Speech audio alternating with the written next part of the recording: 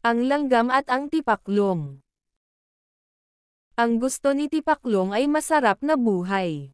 Pahiga-higa, palundag-lundag, pakain-kain, wala siyang pakialam kahit walang tigil sa pagtatrabaho ang iba.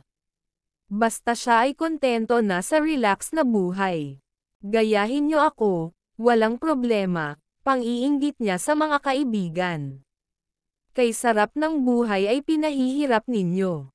Oo nga, tama si Tipaklong, ang sabi ng mga insekto. Nakaramdam ng pagmamalaki si Tipaklong. May mga tagasunod na siya. Ang ibig sabihin ay sumisikat na siya. Naisip niya na tama talaga ang ginagawa niya. Matapos ang tag-araw, nang bumalik si Tipaklong sa kanilang bayan, kumusta ang balikbayan? Nahiyang ka sa paglalakbay, gumanda ang kulay mo, sabi ng mga insekto. Ang buong tag-araw ay ginugol ni Tipaklong sa pamamasyal. Iba-ibang lugar ang pinuntahan niya. Masayang-masaya siya dahil marami siyang naging mga kakilala at mga kaibigan. Oo naman. Iba talaga ang nagagawa ng pamamasyal. Narirelax ang isip at katawan, pagyayabang niya. Tingnan niyo si Langgam. Mukhang matanda na siya kahit bata pa lang. Masyado kasi siyang seryoso. Pinagtinginan ng mga insekto si Langgam. Totoo ang sabi ni Tipaklong na sobra itong seryoso sa buhay. Sa buong tag-araw ay hindi ito na mahinga kahit minsan.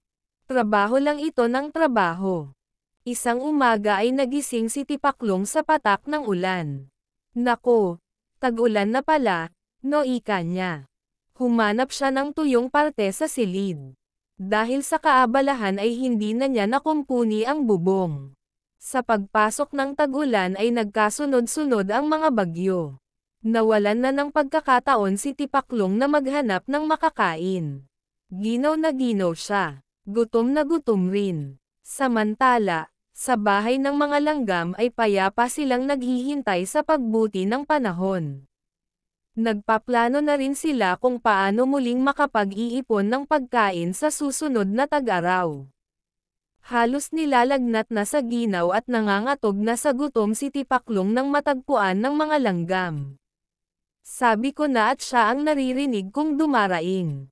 Hali kayo, tulungan natin siya. Pinakain ng mga langgam si Tipaklong. Binigyan din siya ng mga ito ng lugar na titigilan.